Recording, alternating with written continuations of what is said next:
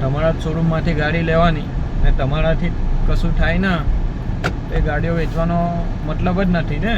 થોડો ગુસ્સો આવ્યો તો પછી ગાડી લઈને પાછો આવી ગયો આપણી બાઇક.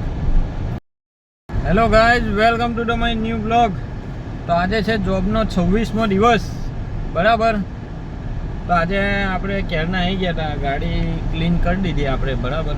અને ત્યાર પછી ગયા હતા આપણી બાઇકને સર્વિસ કરાવવા માટે.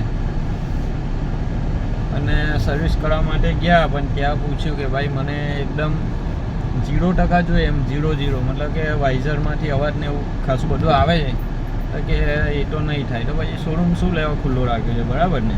તમારા જ શોરૂમમાંથી ગાડી લેવાની ને તમારાથી કશું થાય ના એ ગાડીઓ વેચવાનો મતલબ જ નથી ને, બરાબર. તો પછી આવ્યો, થોડો ગુસ્સો આવ્યો તો પછી ગાડી લઈને પાછો આવી ગયો આપણી બાઇક, બરાબર. એમને ના કહી દીધું તો આપણે ના કહી દીધું, વાત પૂરી. હવે આપણે જ્યાંથી બાઇક લીધી છે ત્યાં જઈને સર્વિસ કરાવી આવીશું, ભલે 2 દિવસ મોડું તો મોડું, બરાબર. બાકી કંઈ છે નહીં, હર હર મહાદેવ. અને બીજું શું કહેવાનું હતું તમને?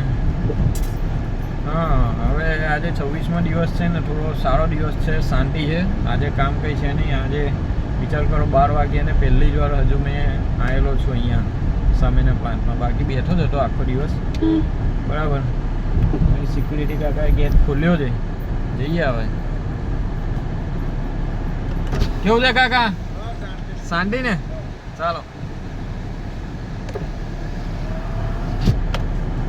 જોયું ભાઈ, તો આવી રીતે સંબંધ જાળવવા પડે. હાઈ હેલો કરતું રહેવાનું જીવનમાં, દરેક જોડે સારા સંબંધ રાખવાના, જેથી કરીને આપણી નાનું બી કંઈ હેલ્પ જોઈતી હોય તો મળી જાય, બરાબર. બાકી આ દુનિયામાં આપણે કંઈ લઈ જવાના નથી ને લઈને આવ્યા નથી, બરાબર. તો સંબંધ બધા જોડે સાચવીને રાખવાના.